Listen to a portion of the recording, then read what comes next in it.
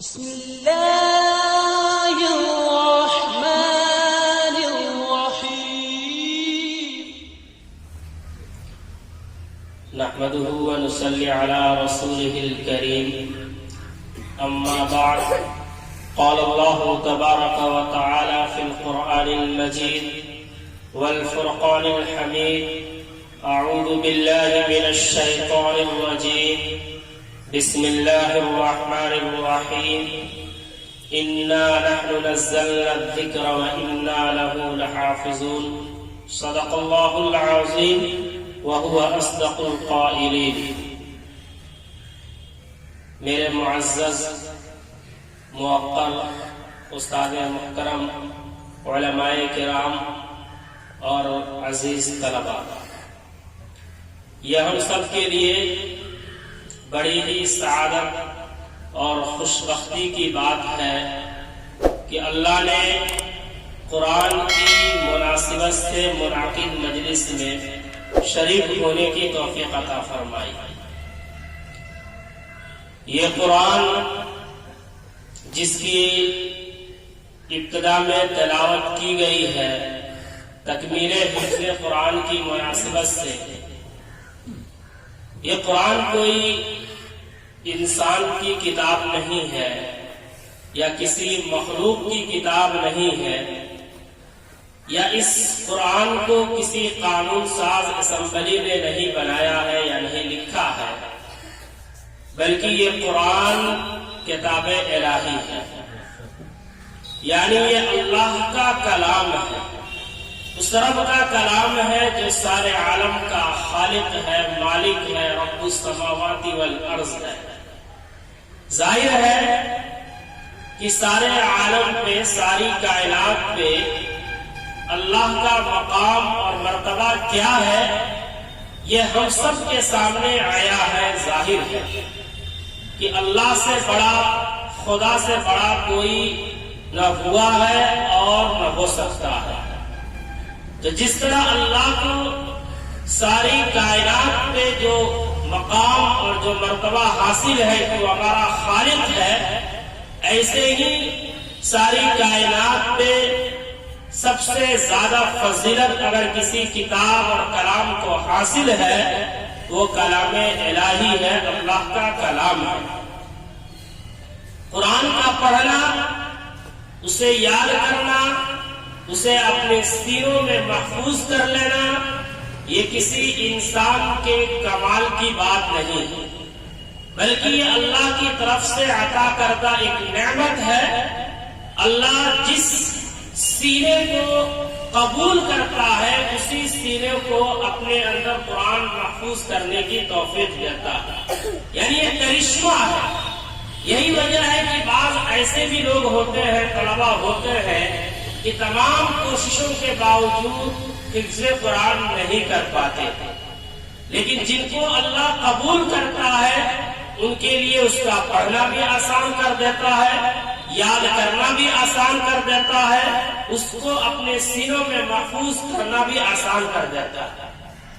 حافظ قرآن جو اپنے سینوں میں قرآن کو محفوظ کرتا ہے اس کا مقام اور مرتبہ میں اگر بیان کرنا چاہوں تو کما حقو بیان نہیں کر سکتا، لیکن میں یہ بات بتانا چاہتا ہوں کہ ایک بچہ، ایک انسان جب قرآن کو حفظ کرتا ہے، یاد کرتا ہے، تو اسے ہمارے معاشرے میں حافظ کہا جاتا ہے.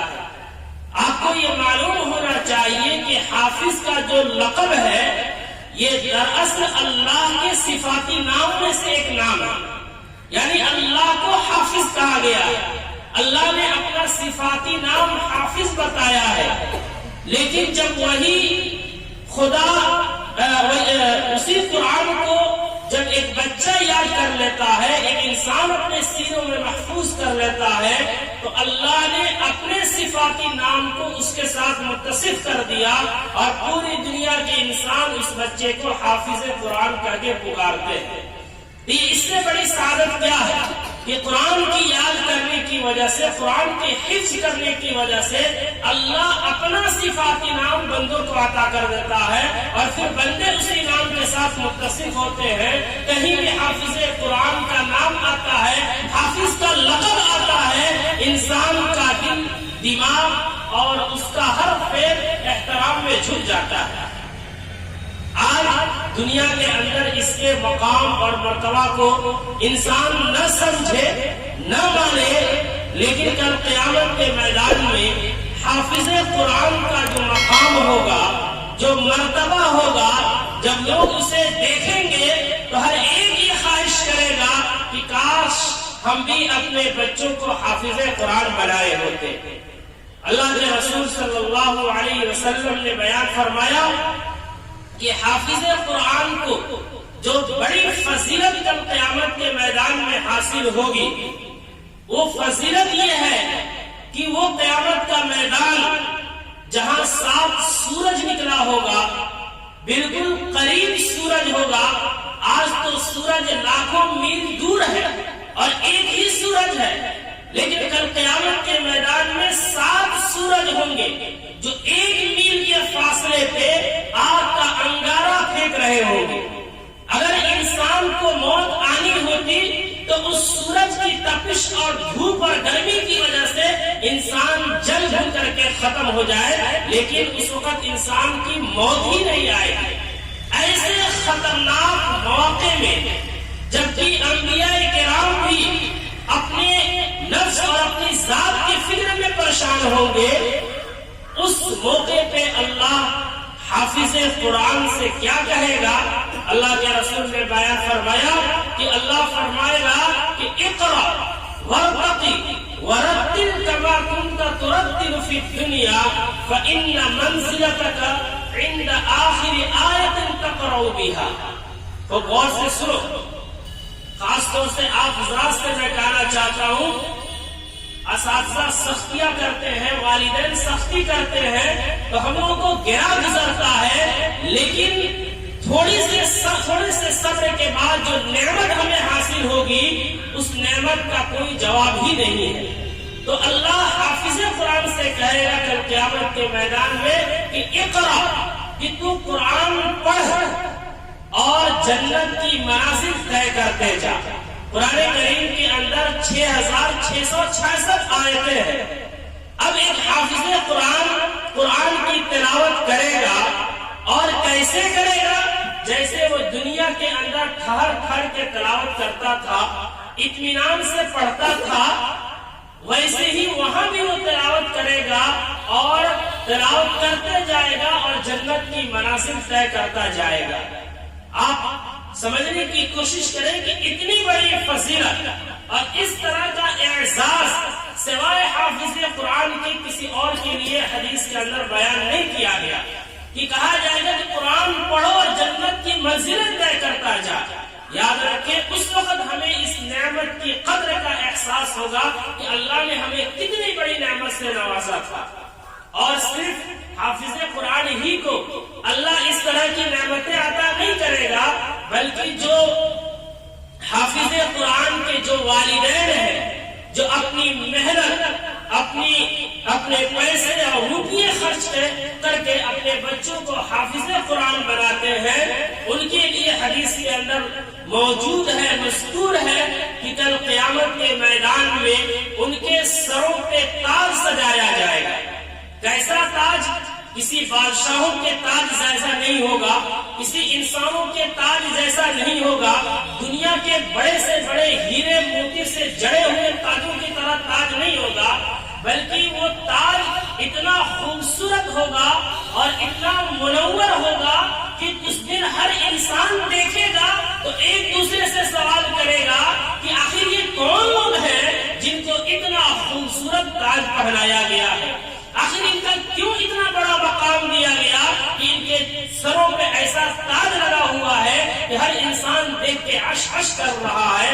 تو جواب دیا جائے گا کہ یہ وہ لوگ ہیں جنہوں نے اپنے بچوں کو کسی اسکول اور یونیورسٹیز کے اندر صرف دنیاوی تعلیم میں لگا کر کے تباہ و برباد نہیں کیا، بلکہ یہ وہ لوگ ہیں جو زمانے سے لڑ کے، لوگوں کی بھکتیاں سن کر کے، لوگوں کی استہزاء سن کر کے، لوگوں کی یہ تعریف سن کر کے کہ بچے کو حافظ قرآن بنا کے کیا کرے گا، لیکن ان کے سامنے سر تسلیم ہم نہیں کیے، بلکہ ہمت اور حوصلہ کے ساتھ اللہ کے قرآن اور اللہ سے محبت کے ساتھ اپنے بچوں کو انہوں نے حافظ قرآن بنایا تھا۔ اس کا اعزاز یہ ہے کہ ان کے سروں پہ اللہ تاج سجایا ہوا ہے۔ اس تاج کی خوبصورتی کا عالم یہ ہے کہ اگر وہ تاج دنیا میں آ جائے تو سورج کی روشنی پھیکی پڑ جائے، ساری چمک دمک اس کے سامنے پھٹ پڑ جائے، ایسا احساس اللہ اس کے والدین کو عطا فرمائے گا۔ اور صرف والدین ہی کو نہیں، بلکہ جو ان بچوں سے محبت کرتے ہیں۔ ہمارے گھر میں ایک حافظ قرآن ہو، ہمیں اس سے بے پناہ محبت کرنی چاہیے، چاہے وہ ہماری اولاد ہو، ہمارا بھائی ہو، یا ہمارا چچا ہو، یا کچھ بھی نہیں ہو، ہمارے خاندان کا ہے، گاؤں کا ہے، رشتہ دار ہے، نہیں ہے، پھر بھی اس سے محبت کرنی چاہیے، اس لیے کہ حافظ قرآن ہی وہ شخص ہوگا کہ کل قیامت کے میدان میں اس کو یہ اعزاز حاصل ہوگا کہ 10 ایسے لوگوں کو وہ جنت دلا سکتا ہے جن کے لیے جہنم میں جانے کا اعلان ہو چکا ہوگا۔ اس طرح کا آفر اور اس طرح کی نعمت اور اس طرح کا موقع کسی اور کو حاصل نہیں ہوگا۔ ایک عالم کے بارے میں ضعیف روایت میں اس طرح کی منقول نہیں ہے، لیکن حافظ قرآن کے بارے میں منقول ضرور ہے۔ روایت بہت مضبوط نہیں ہے لیکن پھر بھی قابل اعتبار ہے کہ اللہ حافظ قرآن سے کہے گا کہ اپنے خاندان سے ایسے 10 لوگوں کا تم انتخاب کر لو جن کے لیے جہنم میں جانے کا اعلان ہو چکا ہوگا۔ یاد رکھیں، اگر آج ہم نے حافظ قرآن سے محبت کی، آج ہم نے اپنے مال کو حافظ قرآن پہ خرچ کیا، آج ہم نے حافظ قرآن کا احترام کیا، اس کا اعزاز کیا، تو ہو سکتا ہے بدقسمتی سے اگر ہمارے بارے میں جہنم کا فیصلہ ہو گیا ہوگا تو حافظ قرآن اس دن کھڑا ہو جائے اور یہ کہے کہ رب کریم یہ فلاں شخص تھا جو ہمارا بڑا احترام کرتا تھا۔ کیوں کرتا تھا؟ نہ مال کی وجہ سے، نہ عزت کی وجہ سے، نہ شہرت کی وجہ سے، بلکہ تیرے قرآن کی احترام کی وجہ سے کرتا تھا۔ اے رب کریم تو اسے بھی جنت میں داخل فرما۔ بتائیے یہ سعادت کی بات ہے کہ نہیں ہے؟ اس لیے ہمیں حافظ قرآن سے بے پناہ محبت کرنی چاہیے، احترام کرنی چاہیے، اور جو حفظ قرآن پڑھاتے ہیں، جو اساتذہ ہیں، ان کے اعزاز کا کیا عالم۔ دنیا کے اندر بے شمار علوم و فنون ہیں، بے شمار زبانیں ہیں، بے شمار کتابیں ہیں، لیکن کسی بھی علم، کسی بھی فن، کسی بھی کتاب، کسی بھی ڈکشنری، کسی بھی زبان کو پڑھنے پہ اور پڑھانے پہ، درس و تدریس پہ وہ فضیلت نہیں بیان کی گئی ہے، وہ اہمیت نہیں بیان کی گئی ہے، وہ قدر و منزلت نہیں بیان کیا گیا ہے جو اس قرآن کے پڑھنے اور پڑھانے پر بیان کیا گیا ہے۔ قرآن کے اللہ کے رسول صلی اللہ علیہ وسلم نے بیان فرمایا، خیرکم من تعلم القرآن وعلمہ، کہ اس سے بہتر کون ہوگا جو لوگوں کو قرآن پڑھاتا ہے اور پڑھتا ہے۔ اس لیے جو قرآن پڑھاتے ہیں ان کا اعزاز دنیا میں بھی سب سے اعلیٰ ہے، آخرت میں بھی سب سے اعلیٰ ہے۔ اس لیے ہمیں اور آپ کو چاہیے کہ ہم خود محنت کے ساتھ پڑھ کر کے حافظ قرآن بنے، اس پر عمل کرنے والا بنے، دوسروں کو حافظ بنانے والا بنے، اور جو حفظ قرآن کرتے ہیں، جو حافظ قرآن ہیں، ان کا احترام کرے، ان کی عزت کرے، تاکہ کل قیامت کے میدان میں جو اعزاز اور جو اکرام اور جو مقام و مرتبہ حافظ قرآن کو ملے گا، حافظ قرآن کے والدین کو ملے گا، وہ مقام و مرتبہ ان کے احترام کی وجہ سے ہمیں نہ ملے، لیکن اس بہانے ہماری بخشش ہو جائے اور ہمارا بیڑا پار لگ جائے۔ اس لیے اللہ سے ہم تمام دعا کریں کہ اللہ جو ہے ہمیں، خاص طور سے آپ طلبہ سے، کہ اللہ حافظ قرآن بننے کی توفیق عطا فرمائے، اور ہم سب کے لیے یہ ہے کہ ہم لوگ حافظ قرآن کی عزت اور احترام کریں تاکہ کل قیامت کے میدان میں یہ ہماری بھی سفارش کا کام کر سکے، اور ہم اپنے حفظ پڑھانے والے، قرآن پڑھانے والے اساتذہ کا ادب و احترام کریں۔ اس لیے کہ اللہ کے رسول نے فرمایا کہ اس سے بہتر کوئی ہو ہی نہیں سکتا جو قرآن کو پڑھتے اور پڑھاتے ہیں۔ انشاءاللہ کریں گے نا؟ اللہ ہم تمام کو پہلے سننے زیادہ عمل کی توفیق عطا فرمائے. وآخر دعوانا الحمدللہ.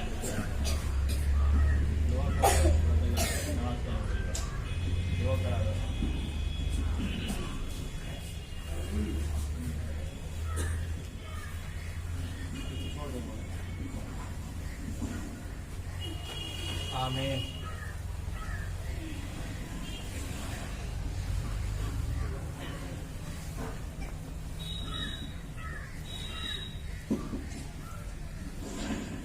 اللهم صل على محمد وعلى يا الله يا رحمن يا رحيم يا كريم يا حي يا قيوم يا حي يا قيوم يا ذا الجلال والإكرام ربنا إننا آمنا ذنوبنا وقنا عذاب النار. يا الله تیرے سامنے ہم سب ہاتھ اٹھائے ہیں. یا اللہ تیرے بندے ہیں.